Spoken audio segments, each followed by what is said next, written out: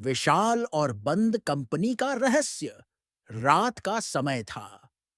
शहर की सड़कों पर सन्नाटा पसरा हुआ।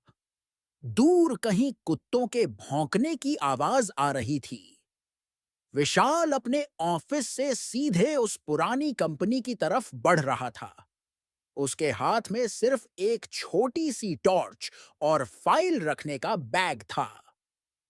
जैसे ही उसने उस बिल्डिंग का भारी ताला खोला खोला दरवाजा ची किन की आवाज के साथ खुला और अंदर से सीली हुई बदबू का झोंका बाहर आया। अंदर चारों तरफ अंधेरा और टूटी फूटी दीवारें थीं।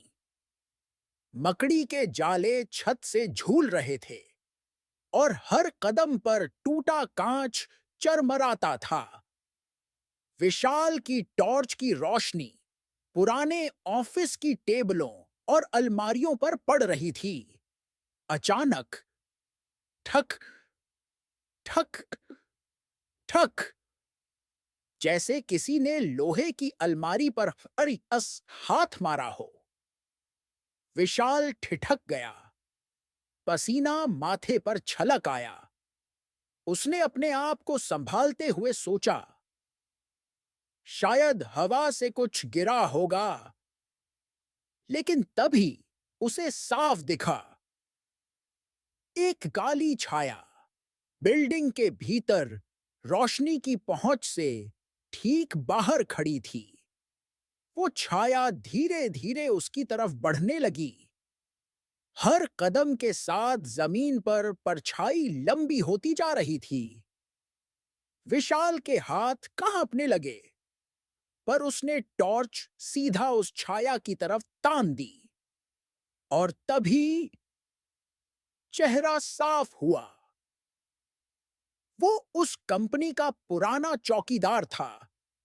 चेहरा झुलसा हुआ, आंखें खोखली और होंठ जले हुए।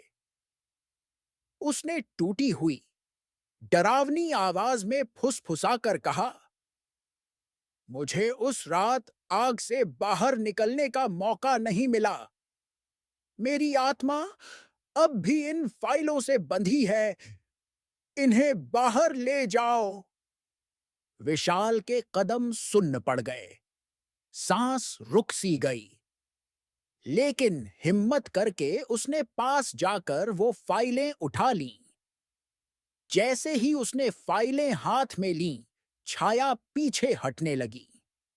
हवा का तेज झोंका चला और वो चौकीदार की आत्मा धूल की तरह बिखर कर गायब हो गई। उस रात के बाद से कहते हैं, उस बिल्डिंग से अजीब खड़खड़ाहट और सिसकियां आना हमेशा के लिए बंद हो गईं। मानो चौकीदार की आत्मा को आखिरकार शांति मिल गई हो।